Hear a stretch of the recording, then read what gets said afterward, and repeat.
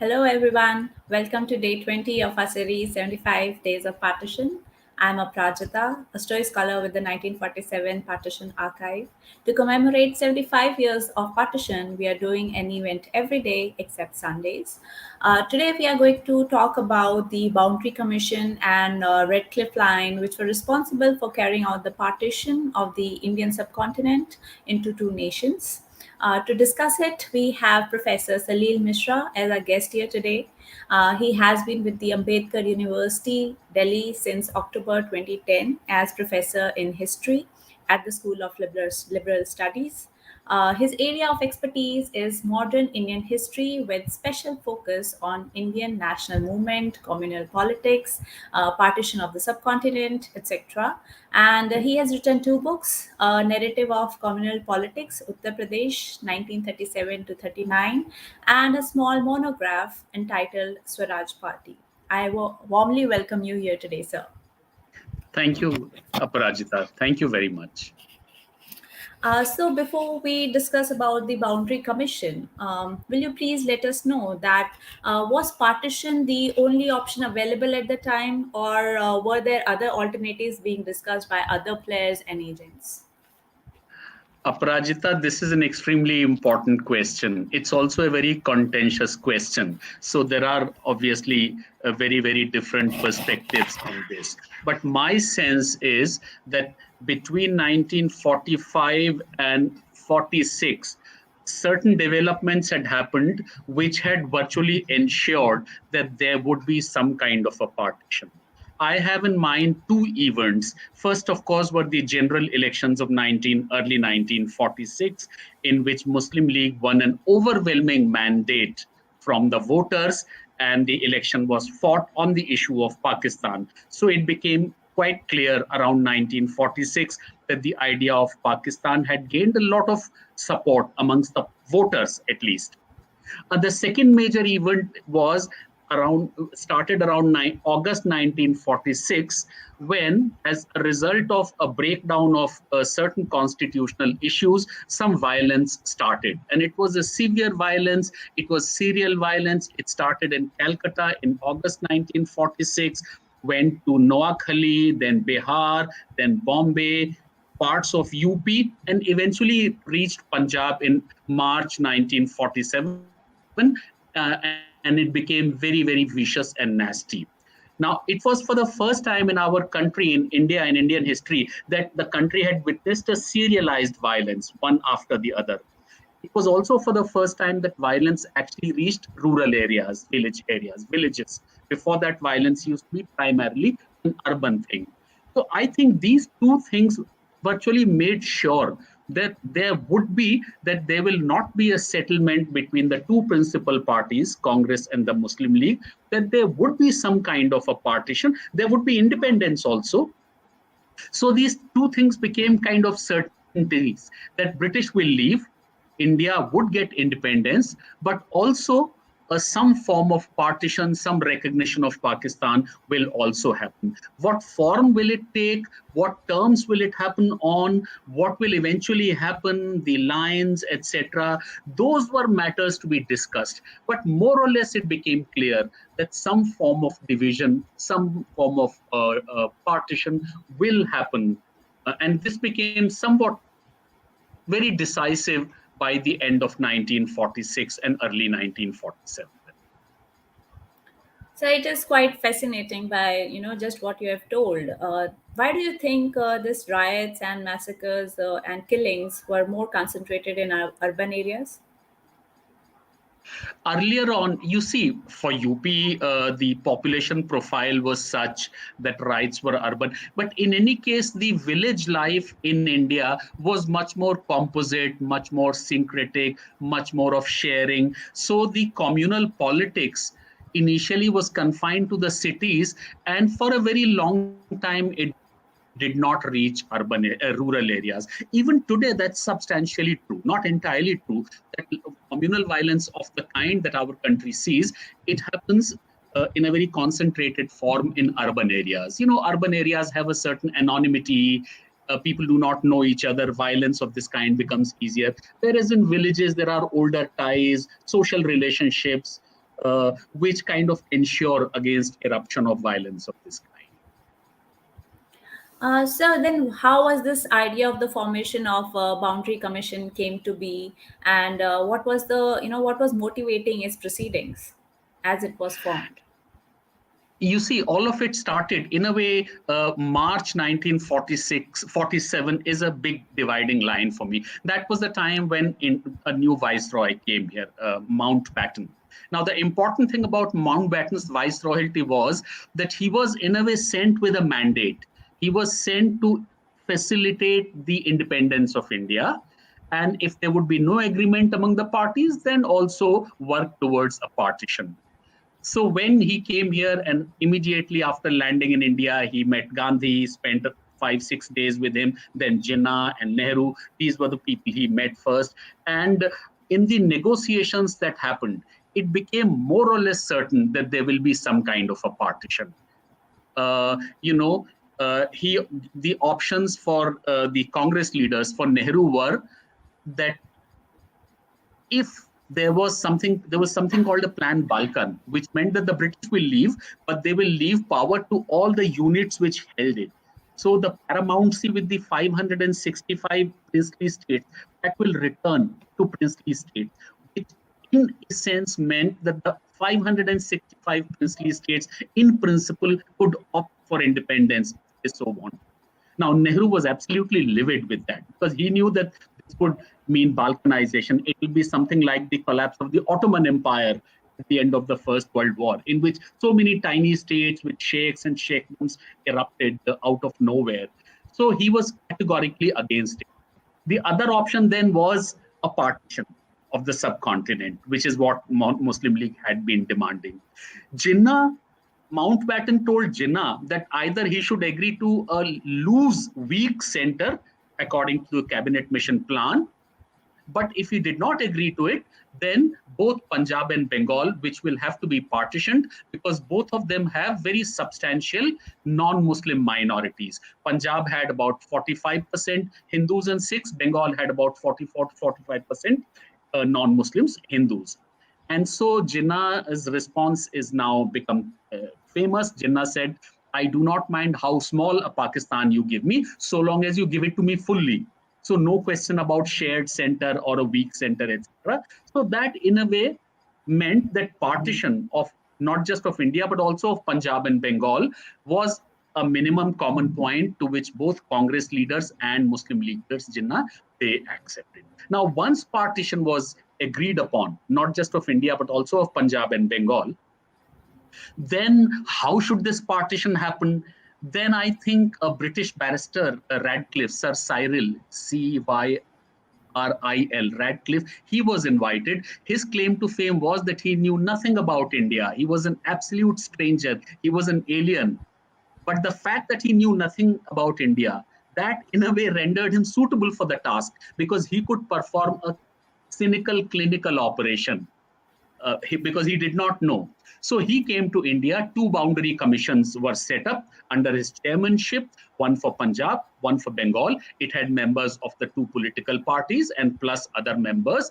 And this boundary commission that was set up in early July, they were given about 4 to 5 weeks time. And they were told that contiguous majority areas, that Punjab and Bengal were to be divided into Muslim and non-Muslim majority areas, contiguous areas, but certain other factors were also to be kept in mind. Now, what these other factors were was not made clear, apart from religion. Other factors could be natural boundaries, rivers and mountains and so on. But Radcliffe was told that natural boundaries are unreliable because in India, rivers change their course. So do not make rivers a natural criterion. Then what would be the other criterion? Criteria, it was not clear. In the end, religion became the criteria. So areas with a Muslim majority should be grouped together, and areas with a non-Muslim majority, which for Punjab meant Hindus and Sikhs, East Punjab, they were to be separated. Now, it was not easy. And let me tell you why it was not easy. There were three principal contentious areas. In Bengal, there was a district Chittagong district. Now, Chittagong district had a Muslim majority, but within Chittagong district, there was Chittagong Hill Tract, which had 97% of Hindus.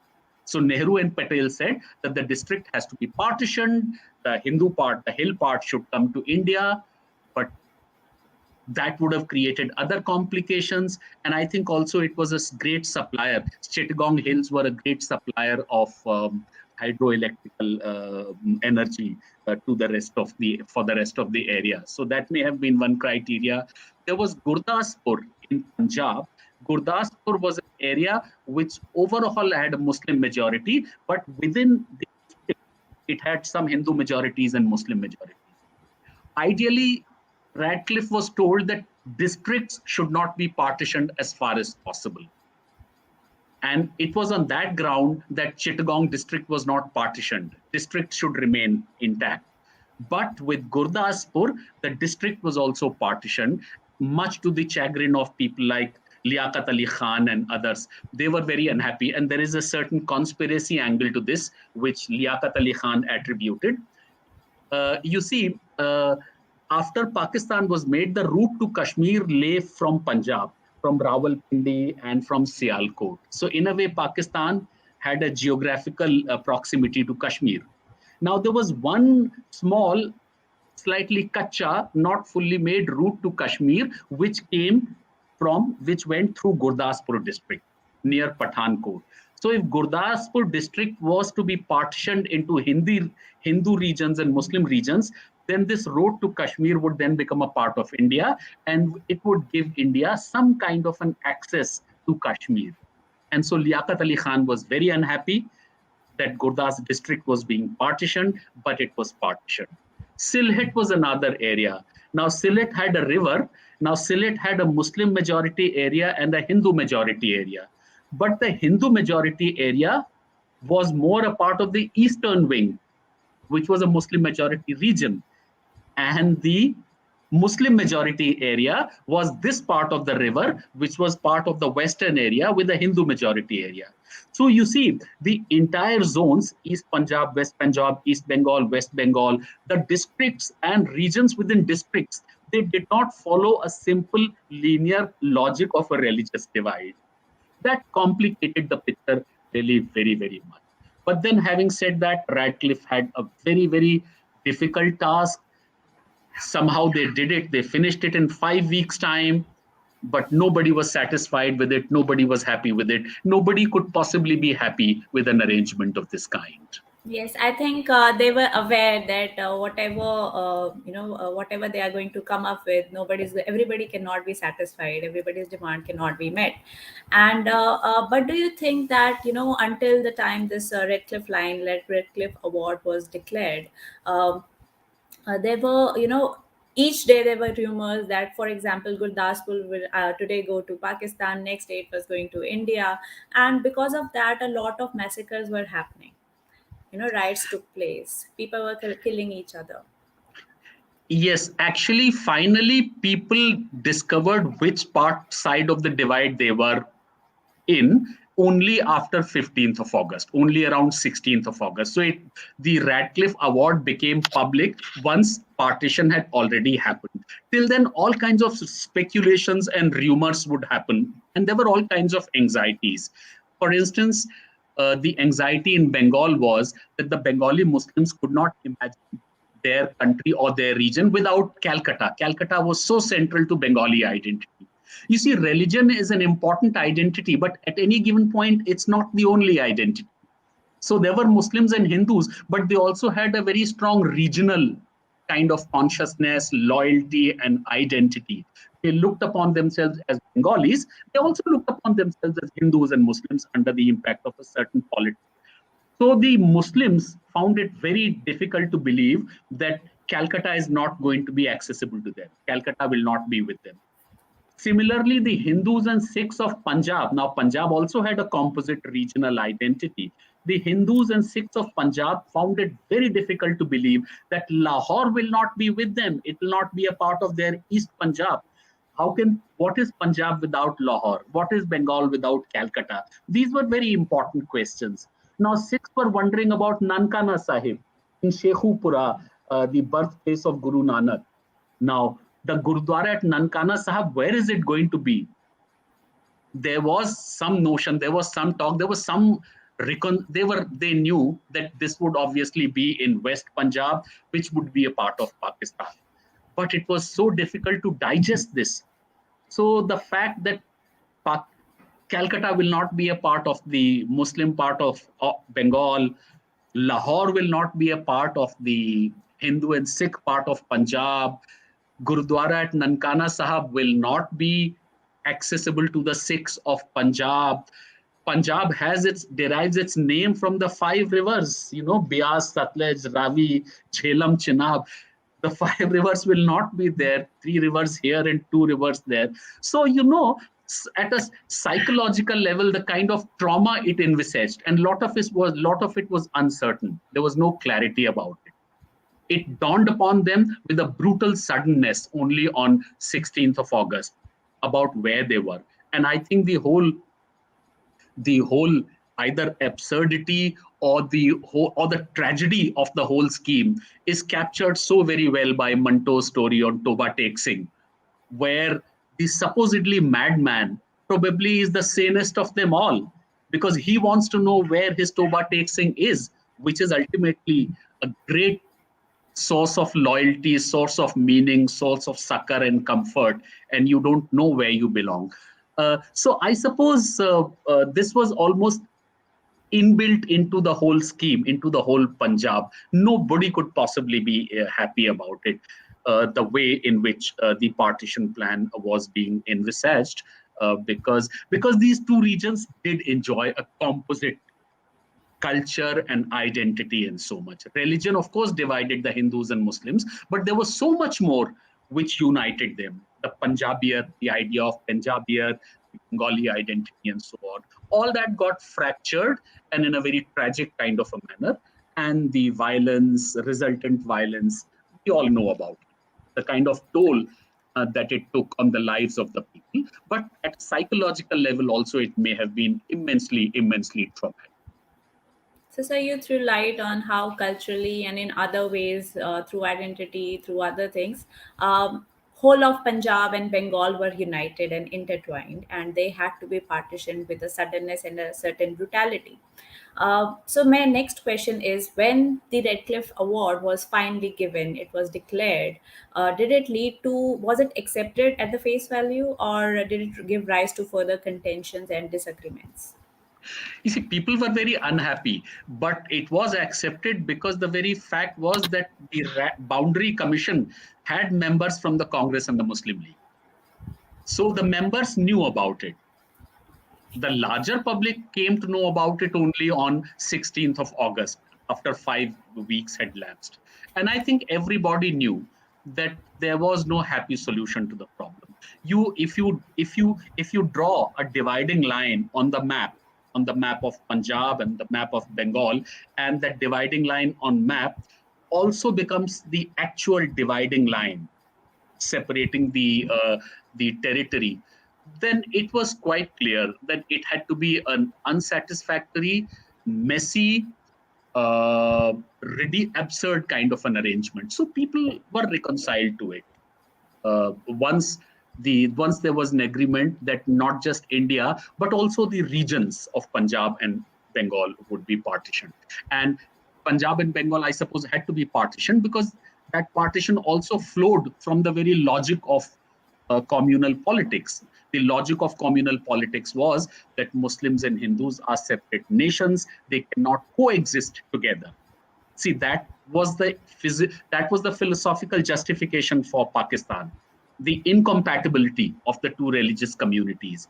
Now, if they are incompatible, then how can substantial non-Muslim minorities, Sikhs and Hindus in Punjab and Hindus in Bengal, how can they be made to live in Pakistan, given the very terms of the communal politics? So it was all very tragic, but also in a very inevitable kind of way. It had to be that way. There is no satisfactory way in which the boundary line could be drawn. So when this Radcliffe Line was accepted as such, and all the political parties, the territorial line had been drawn. Political parties were, to a certain extent, they were satisfied. Why did it not result into stopping all the massacres that were going on? Uh, what I'm going to say by way of an answer is completely hypothetical, but I do feel that it's called for.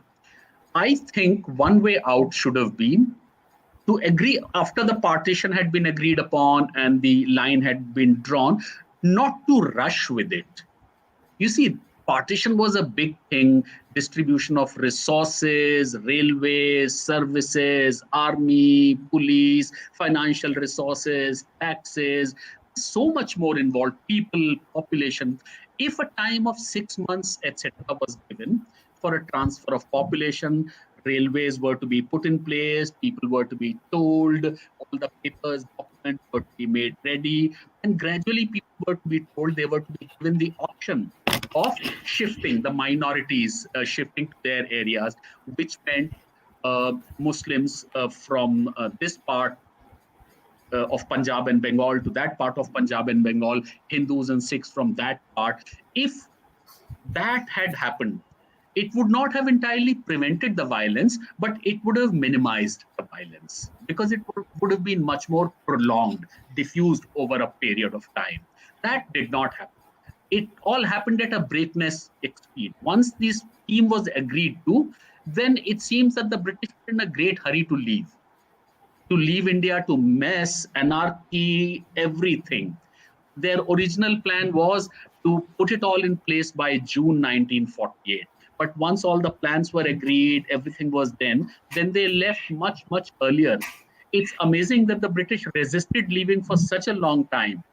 But when it would have made sense for them to stay on for some more time, Mountbatten was still the Governor General, India was still a dominion in a much more compatible way. I think a smooth transfer of population should have been facilitated by with the help of buses, with the help of trains, with the help of police and the army and so on. Spaces should have been made in India and Pakistan for the refugees who were to come. All this should have happened ideally over a period of 6 months to about 9 months.